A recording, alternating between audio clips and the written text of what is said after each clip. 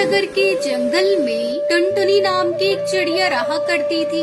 वो अपने खेत में जामुन की फसल उगाया करती थी। एक दिन कालू कौवे की नजर टुनटुनी के खेत पर पड़ती है। अरे बाप रे, ये टुनटुनी पता नहीं अपने खेत में क्या डालती है जो इसकी फसल इतनी अच्छी होती है। ये टुनटुनी तो कुछ बताती नहीं है। इस बार जामुन की फसल बेचकर ये चिड़िया तो मुझसे ज्यादा अमीर हो जाएगी और मैं ऐसा होने नहीं दूंगा। मैं इस चिड़िया के खेत के सारे जामुन तोड़कर बाजार में बेच दूंगा और अमीर बन जाऊंगा। तब तक आप लोग हमारे इस वीडियो को लाइक और अगर आपने हमारे चैनल को सब्सक्राइब नहीं किया है तो जल्दी से सब्सक्राइब कर लें और कमेंट सेक्शन में जरूर बताएं कि आपको हमारी ये कहानी कैसी लगी।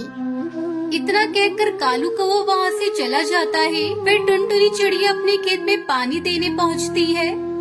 मेरे खेत के सारे जामुन पककर तैयार हो गए हैं। मैं किसी बड़े व्यापारी से सौदा करके 1-2 दिन में अपने जामुन बेच दूंगी और मुझे जो पैसे मिलेंगे उसे लेकर अपनी सहेलियों के साथ नैनीताल के जंगल घूमने जाऊंगी। बहुत मजा आएगा।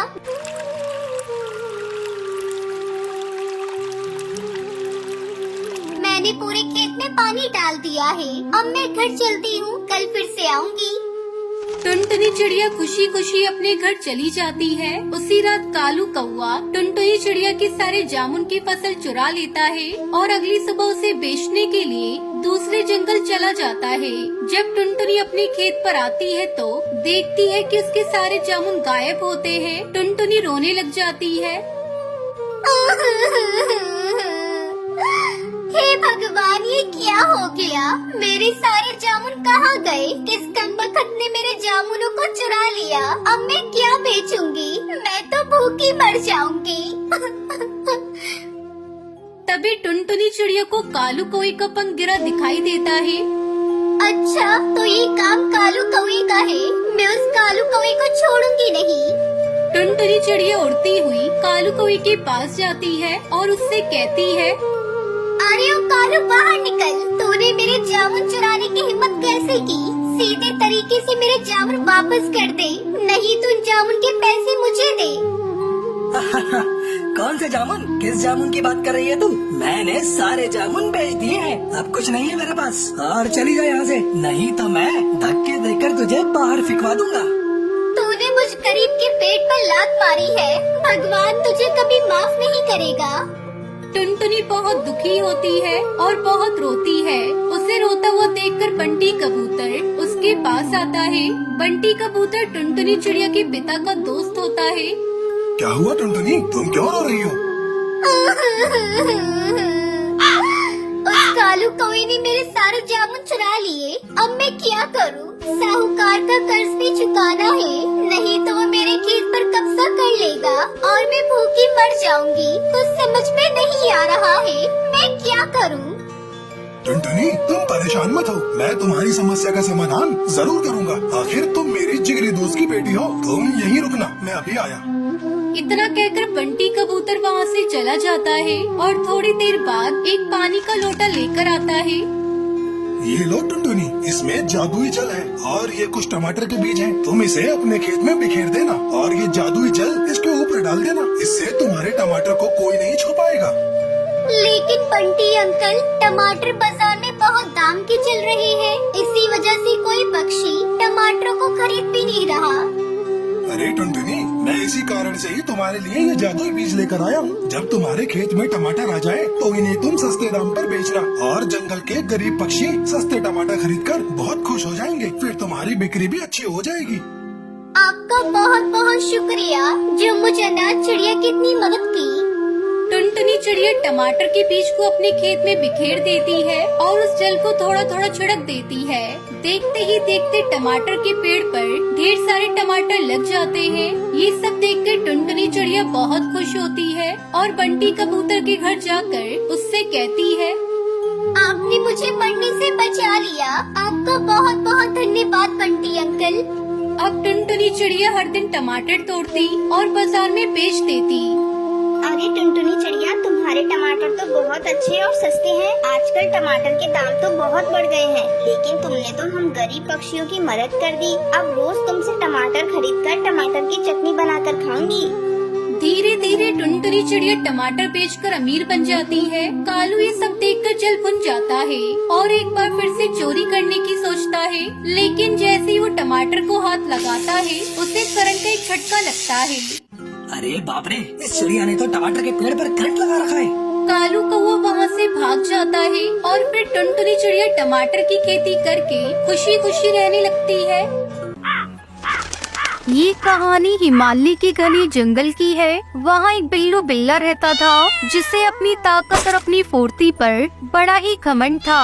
वो अपने आगे किसी को भी गिनती में नहीं लेता था। छोटे मोटे पक्षियों को तो वो यूँ ट्रीट करता है कि मानो वो ही जंगल का राजा हो, और करे भी क्यों ना। जंगल का राजा भी अंदर ही अंदर कहीं न कहीं उस बिल्लू बिल्ला से डरता था, और जब राजा किसी से डरता हो तो प्रजा की तो बात ही क्या। बिल्लू बिल्ला के इस रवैये से पूरे जंगल के सारे पक्षी दुखी थे।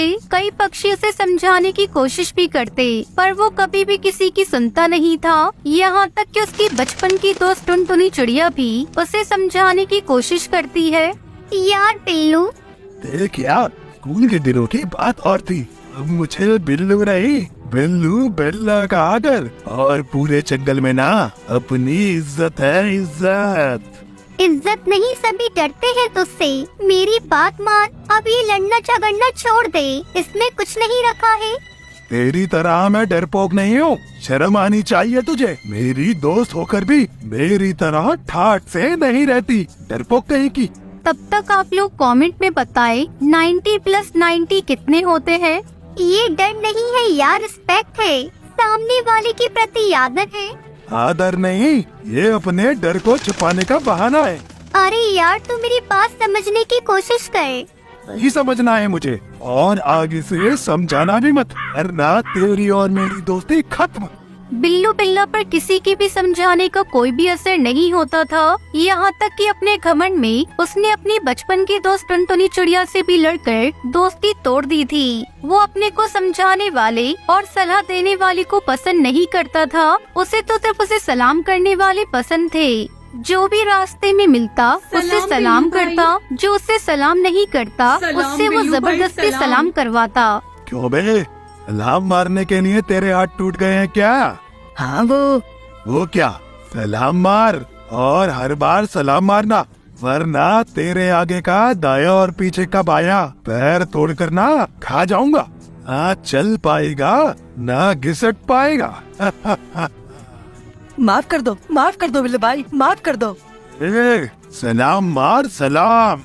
तोता भाई, आपने बिल्लू बिल्ला को देखकर रास्ता क्यों बदल लिया? क्या बताऊं बुलबुल बहन, इसके सामने जाओ तो इसे सलाम करना पड़ता है। कहीं भूल गए तो फाड़ खाने की बात करता है, कहीं गुस्से में फाड़ खाया तो इससे तो बेहतर है उस रास्ते ही ना जाओ जिस रास्ते ये बिल्लू जाए। फिर तो ऐसा हो गया था कि जो भी घमंडी बिल्लू बिल्ला को देखता वो अपना रास्ता बदल लेता। कोई भी उससे उलझना नहीं चाहता था, ना बहस करना चाहता था। जबकि बिल्लू बिल्ला था कि जिस पर नजर पड़ जाती जबरदस्ती उसके सामने पहुंच जाता और उसे खुद को सलाम करने को बोलता। उसे इतना घमंड हो गया था कि एक दिन उसके बचपन की दोस्त टुनटुनी चिड़िया उसे मिल गई तो वो उससे भी बोल पड़ा। ओए टुनटुनी चिड़िया, क्या हुआ बिल्लू?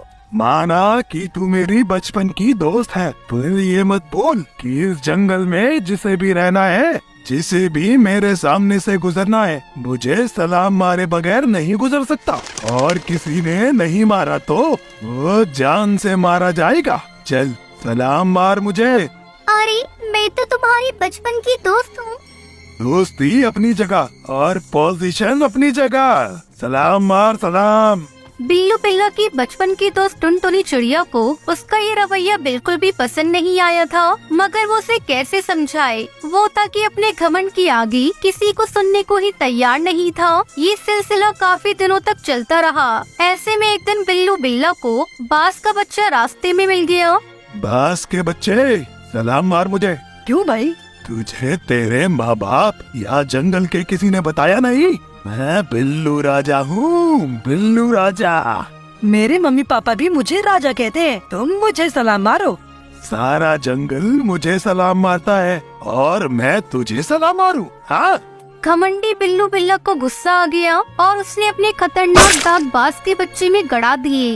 दांत इतनी जोर से गड़ी कि बेचारा बास का नन्हा सा बच्चा डर से चिल्लाता हुआ वहाँ से भागता हुआ अपने माँ बाप के पास पहुँचा। तो उसकी बात सुनकर उसके बाप को गुस्सा आ गया और वो बुरी तरह चिल्लाता हुआ बिल्लू बिल्ला को सबक सिखाने निकल पड़ा। कुछ ही आगे जाकर बास को बिल्लू बिल्ला मिल गया। क्यों बे बिल्लू बिल्ला, तूने मेरे बच्चे को काटा है? तमीज से बात करो। हाँ, मैंने काटा, उसने मुझे सलाम नहीं मारा था। ले, मैं सलाम मारता हूँ तुझे। बास की इस मार से बिल्लू बिल्ला के जबड़े हिल जाते हैं। वो घबराकर वहाँ से भागता है। उसे आगे टुनटुनी चिड़िया दिखाई देती है। वो उसके पीछे जाकर छुप जाता है। टुनटुनी चिड़िया के पीछे कहाँ छिप रहा है बे? आज हर हाल में तेरे जबड़े और दांत टूटने ही हैं। सारी बात सुनकर टुनटुनी चिड़िया उसे फिर समझाती है। तू मेरे बचपन का दोस्त था, इसलिए मैं तुझे समझाती थी। अब तो बास किसी भी कीमत पर मुझे नहीं छोड़ेगा। मुझे भूख भी लग रही है, भूख से तड़प तड़प कर मर जाऊंगा। अगर तू आज से अपनी आदत बदल ली तो मैं बास भाई को समझा सकती हूँ। मैं वादा करता हूँ, आज के बाद मैं किसी को भी तंग नहीं करूँगा, किसी को भी सलाम मारने को नहीं कहूँगा, उल्टा मैं सभी को सलाम मारूंगा। ये सुनकर टुनटुनी चिड़िया कुछ ही देर में बाज भाई को समझाकर शांत करती है। बिल्लू बिल्ला बाज भाई को शांत देखकर सरप्राइज हो जाता है और फिर पूछता है, अरे बाज भाई, आप मुझ जैसे खतरनाक जानवर से नहीं डरे? मेरा कहना नहीं माने और एक नन्ही सी टुनटुनी चिड़िया की सुन ली। इस संसार में कोई भी सबसे ज्यादा ताकतवर नहीं है। जानवर की ताकत से ज्यादा उसकी जबान की ताकत होती है। तुम में घमंड बनाए, इसलिए टुनटुनी चिड़िया के सामने तुम एकदम कमजोर हो। टुनटुनी चिड़िया का कहना मैं तो क्या पूरा जंगल मानेगा, क्योंकि टुनटुनी चिड़िया की जुबान बड़ी मीठी है और मीठी जुबान से भगवान भी हार जाते हैं। बाज भाई की बात सुनकर बिल्लू बिल्ला की आंखें खुल जाती है और वो कहता है, आज मेरी समझ में आ गया, मीठी जुबान में ही सबसे बड़ी ताकत होती है। आज से मैं किसी से भी कोई भी दिल को दुखा देने वाली बात नहीं करूँगा।